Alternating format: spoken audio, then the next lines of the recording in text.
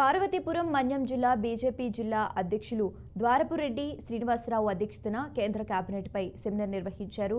ఈ కార్యక్రమానికి ముఖ్య అతిథిగా ఎమ్మెల్యే బోనెల విజయచంద్ర హాజరయ్యారు. కేంద్ర బడ్జెట్లో రాష్ట్రానికి ఈసారి జరిగినంత న్యాయం గతంలో ఎప్పుడూ జరగలేదని ఎమ్మెల్యే కొనియాడారు. గత 5 ఏళ్ల వైకాపా పాలనలో రాష్ట్రంలో అభివృద్ధి పూర్తిగా కుంటుపడిందన్నారు.